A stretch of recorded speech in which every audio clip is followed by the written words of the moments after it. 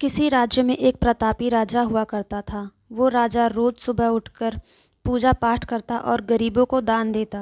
अपने इस उदार व्यवहार और दया की भावना की वजह से राजा पूरी जनता में बहुत लोकप्रिय हो गया था। रोज सुबह दरबार खुलते ही राजा के यहाँ गरीब और भिखारियों की लंबी लाइन लग जाती थी। राजा हर इंसान को संतुष्ट करके भेजते थे। किशन और गोपाल नाम के दो गरीब भिखारी रोज राजा के यहाँ दान लेने आते। राजा जब किशन को दान देता तो किशन राजा की बहुत वाहवाही करता और राजा को दुआएं देता। वहीं जब राजा गोपाल को दान देता तो वह हर बार एक ही बात बोलता, हे ईश्वर, तू बड़ा दयालु है, तूने मुझे इतना सब कुछ दिया। राजा को उसकी बात थोड़ी बुरी लगती। राजा सोचता कि दान मैं देता हूँ और ये गुणगान उस ईश्वर का करता है। एक दिन राजकुमारी का जन्मदिन था। उस दिन राजा ने दिल खोल कर दान दिया। जब किशन और गोपाल का नंबर आया तो राजा ने पहले किशन को दान दिया और किशन राजा के गुणगान करने लगा। लेकिन राजा ने जैसे ही गोपाल को दान दिया वो हाथ ऊपर उठा के बोला, हे ईश्वर, तू ही अन्नदाता है, आज तूने मुझे इतना दिया, इसके लिए प्रभु तुझे धन्यवाद देता हूँ। राजा को यह सुनकर बड़ा गुस्सा आया। उसने कहा कि गोपाल, मैं रोज़ तुम्हें दान देता हूँ, फिर तुम मेरे बजाय ईश्वर का गुणगान क्यों करते हो? गोपाल बोला, राजन, देने वाला तो ऊपर बैठा है, वही सबका अन्नदाता है, आपका भी और मेरा भी। यह कहकर गोपाल वहाँ से चला गया। अब राजा ने गोपाल को सबक सिखाने की सोची। अगले दिन जब किशन और गोपाल का नंबर आया तो राजा ने किशन को दान दिया और कहा, किशन, मुझे गोपाल से कुछ बात करनी है, इसलिए तुम जाओ और गोपाल को यहीं छोड़ जाओ। और हाँ, आज तुम अपने पुराने रास्ते से मत जाना। आज तुमको राजमहल के किनारे से जाना है, जहाँ से सिर्फ मैं गुजरता हूँ। किशन खुशी खुशी दान लेकर चला गया। राजमहल के किनारे का रास्ता बड़ा ही शानदार और खुशबू भरा था। संयोग से राजा ने उस रास्ते में एक चांदी के सिक्के से भरा घड़ा रखवा दिया था। लेकिन किशन आज अपनी मस्ती में था। वो सोच रहा था कि राजा की मुझ पर बड़ी कृपा हुई है, जो मुझको अपने राजमहल के रास्ते से गुजारा।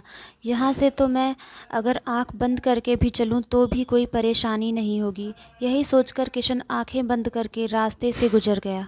लेकिन उसकी नज़र चांदी के सिक्के से भरे घड़े पर नहीं पड़ी। थोड़ी देर बाद राजा ने गोपाल से कहा कि अब तुम जाओ, क्योंकि किशन अब जा चुका होगा, लेकिन तुमको भी उसी रास्ते से जाना है जिससे किशन गया है। गोपाल धीमे कदमों से ईश्वर का धन्यवाद करते हुए आगे बढ़ चला। अभी थोड़ी दूर ही गया होगा कि उसकी नज़र चांदी के सिक्कों से भरे घड़े पर पड़ी।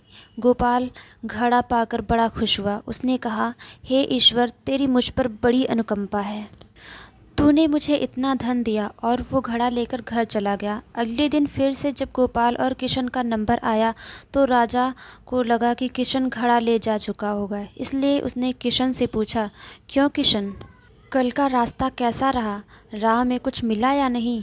किशन ने कहा, महाराज, रास्ता इतना सुंदर था कि मैं तो आंखें बंद करके घर चला गया, लेकिन कुछ मिला तो नहीं। फिर राजा ने गोपाल से पूछा तो उसने बताया कि राजा, कल मुझे चांदी के सिक्कों से भरा एक घड़ा मिला।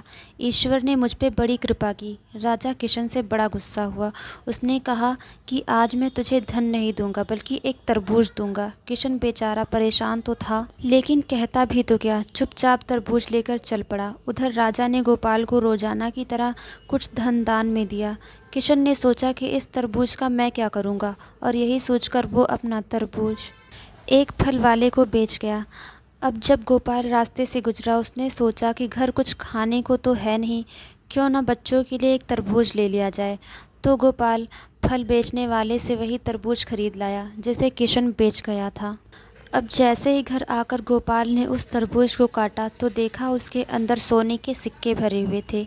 गोपाल ये देखकर बड़ा प्रसन्न हुआ और ईश्वर का धन्यवाद देते हुए बोला, हे ईश्वर, आज तूने मेरी गरीबी दूर कर दी। तू बड़ा दयालु है, सबका अन्नदाता है। अगले दिन जब राजा दान दे रहा था तो उसने देखा कि केवल अकेला किशन ही आया है, गोपाल नहीं आया। उसने किशन से पूछा तो किशन ने बताया कि कल भगवान की कृपा से गोपाल को एक तरबूज मिला जिसके अंदर सोने के सिक्के भरे हुए थे। वह गोपाल तो अब संपन्न इंसान हो चुका है।